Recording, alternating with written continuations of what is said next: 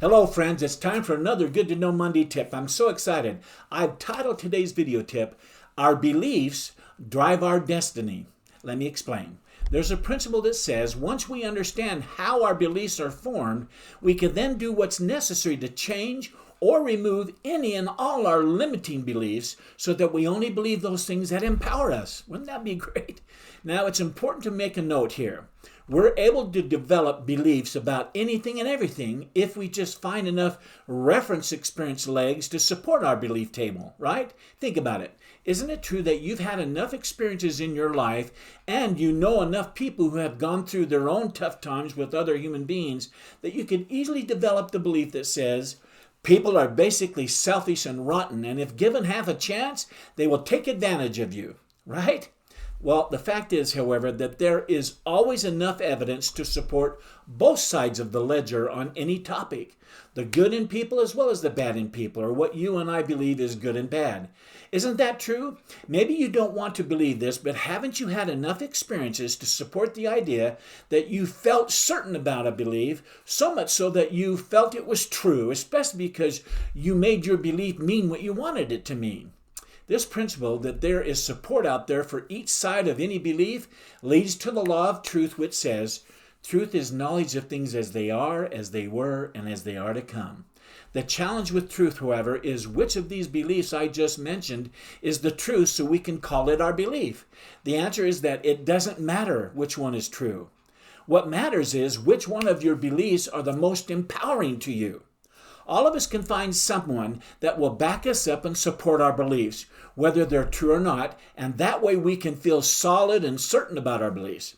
These folks who support us and take our side on things are what I call allies. And this process of gathering allies is how all of us rationalize any and everything into being true for us. The key to this principle of what a belief is and what is true is to ask ourselves, is this belief I have about this or that strengthening me or weakening me? Is it limiting me or empowering me on a daily basis? As an example, once we've listed down all the reference experiences that say there's an intelligent design in the universe, for example, and these legs of support make us feel solid in our belief that there is, and we then gather allies with the same belief as we have on it, that causes us to believe in the idea all the more, and in some cases, we actually gain a sense of certainty about it. Your idea, once it feels certain to you, is now a belief that will shape your future, even your destiny.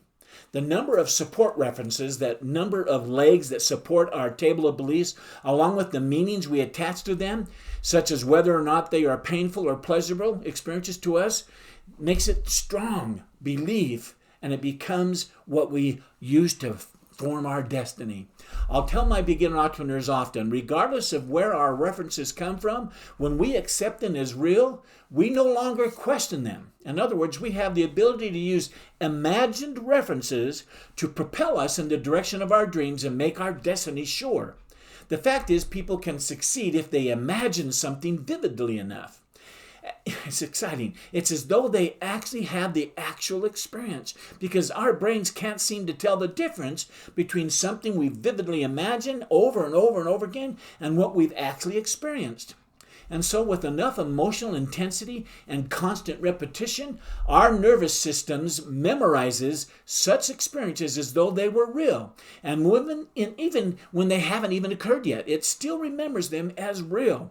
This principle of mapping our mind with imagined references or experiences is at the very heart of my podcast that I called Going to the Movies.